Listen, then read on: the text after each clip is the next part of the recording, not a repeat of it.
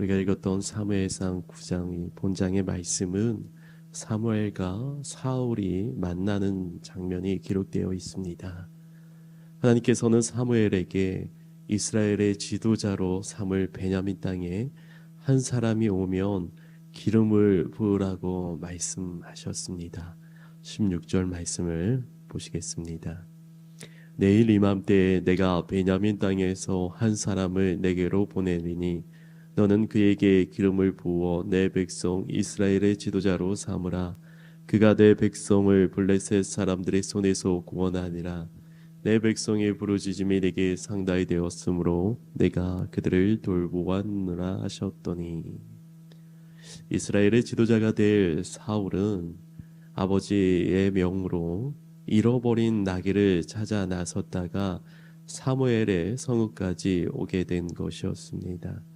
하나님께서는 이스라엘의 왕을 세우기 위해 일하고 계셨고, 먼저 사울이 기르던 암나귀를 잃는 데서 시작을 하셨던 것입니다. 사무엘이 사울을 만나자 하나님께서 말한 사람임을 알려주셨습니다. 17절 말씀입니다. 사무엘이 사울을 볼 때에 여호와께서 그에게 이르시되 보라, 이는 내가 내게 말한 사람이니 이가 내 백성을 다스리리라 하니라.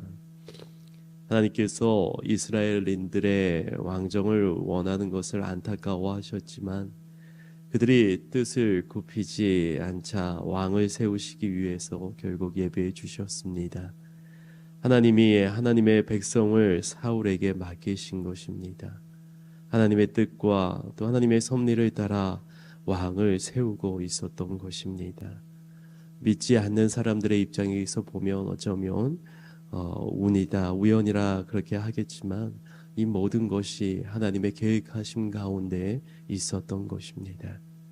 하나님께서 이 작은 지파 베냐민 출신의 암나귀를 걱정하는 한 청년을 결국 이스라엘의 지도자로 삼으시고 블레셋 사람들의 손에서 이스라엘을 구원하려고 그렇게 계획을 하셨던 것입니다.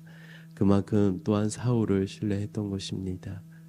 인간은 하나님을 왕으로 섬기기를 거부하고 새로운 왕을 요구했습니다.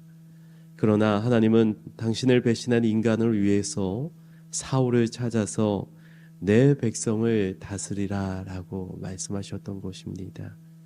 하나님을 배신한 이들을 사랑하시되 끝까지 사랑하신 것입니다. 우리도 그 하나님의 사랑을 잊지 말아야 할 것입니다. 우리에게 복 주시기를 원하시는 그 하나님을 믿고 신뢰하기를 바랍니다. 무엇보다도 하나님은 하나님의 백성들을 향한 계획이 있으시고 또 하나님께서는 그들을 통해서 일하신다는 것입니다.